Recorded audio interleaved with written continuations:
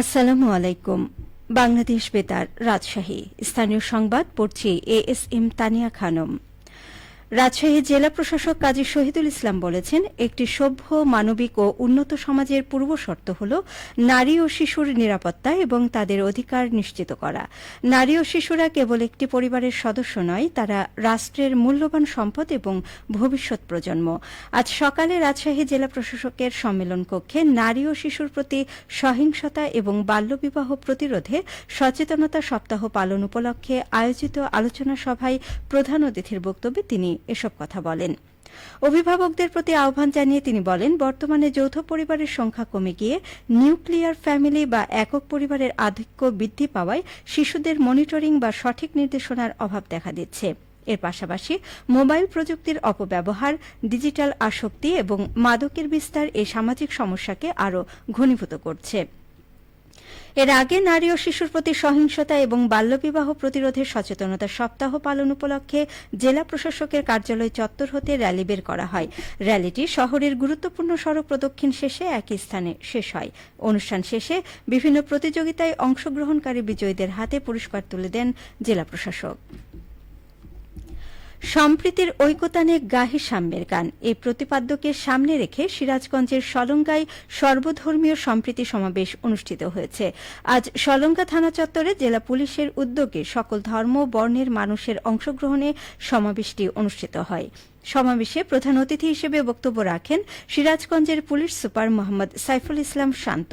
তিনি বলেন, সমাজে শান্তি শৃঙ্খলা ও সব ধর্মের মানুষের মধ্যে পারস্পরিক সম্প্রীতি বজায় রাখা প্রয়োজন। যেকোনো ধরনের উগ্রবাদ ও সাম্প্রদায়িক সম্প্রীতি বিনষ্টের অপচেষ্টা রুখে দিতে জেলা পুলিশ ও স্থানীয় জনগণকে ঐক্যবদ্ধভাবে কাজ করতে হবে। সমাবেশে অতিরিক্ত পুলিশ সুপার হাফিজুর রহমান, রায়গঞ্জ সার্কেলের সহকারী পুলিশ সুপার সাইফুল ইসলাম, সলঙ্গা থানার অফিসার ইনচার্জ আসলাম আলী, বিভিন্ন রাজনৈতিক দলের নেতৃবৃন্দ ও ধর্মীয় সংগঠনের নেতৃবৃন্দরা উপস্থিত ছিলেন। নাটোরের লালপুরে স্থানীয় সরকার প্রকৌশল অধিদপ্তরের উদ্যোগে বৃক্ষরোপণ কর্মসূচির উদ্বোধন করা হয়েছে। প্রধানমন্ত্রীর ৫ বছরে ২৫ কোটি বৃক্ষরোপণ কর্মসূচির অংশ হিসেবে এই বৃক্ষরোপণের উদ্বোধন করা হয়। আজ উপজেলা প্রকৌশলী কার্যালয় এলজিইডি বাস্তবায়নে উপজেলার দাঁয়েরপাড়া আরবাব ইউপি অফিস সড়কে বৃক্ষরোপণ কর্মসূচির উদ্বোধন করেন উপজেলা নির্বাহী কর্মকর্তা মোহাম্মদ বরকতুল্লাহ। এ সময় উপজেলা প্রকৌশলী এলজিইডি আওলাদ হোসেন, উপজেলা প্রকল্প বাস্তবায়ন কর্মকর্তা মাসুদুর রহমান, উপজেলা বিএনপির সাবেক যুগ্ম আহ্বায়ক ও বিলবাড়িয়া ইউনিয়ন পরিষদের চেয়ারম্যান অধ্যাপক সিদ্দিক আলী মিষ্টু সহ বিভিন্ন দপ্তরের কর্মকর্তারা উপস্থিত ছিলেন। চাঁপাইনবাবগঞ্জ সীমান্ত এলাকায় চোরাচালান ও মাদক বিরোধী চলমান অভিযানের অংশ হিসেবে চাঁপাইনবাবগঞ্জে মহানন্দা ব্যাটালিয়ন পৃথক দুটি অভিযানে ২৭০ বোতল ইস্কাপ সিরাপ জব্দ করেছে। বিজিবি জানায়, গোপন সংবাদের ভিত্তিতে গত রাতে এই অভিযান পরিচালিত হয়। আজ সকালে বিষয়টি নিশ্চিত করেছেন মহানন্দা ব্যাটালিয়নের অধিনায়ক লেফটেন্যান্ট কর্নেল মোহাম্মদ তাজুল ইসলাম চৌধুরী। তিনি জানান, জব্দ সিরাপগুলো শিবগঞ্জ থানায় জমা দেওয়ার আইনি প্রক্রিয়া চলমান। তিনি আরও জানান, বিজিবি দেশের যুব সমাজ ও ভবিষ্যৎ প্রজন্মকে মাদকের ভয়াবহতা থেকে রক্ষা করতে জিরো টলারেন্স নীতি অনুসরণ করে নিরলসভাবে কাজ করে যাচ্ছে। এ ধরনের অভিযান আগামীতেও অব্যাহত থাকবে বলেও জানান তিনি। সরকারের কৃষি প্রণোদনা কর্মসূচির আওতায় নাটোর জেলার ক্ষুদ্র ও প্রান্তিক পেঁয়াজ চাষীদের জন্য ৪৯,৪৯,০০০ টাকা অর্থ বরাদ্দ প্রদান করেছে কৃষি মন্ত্রণালয়।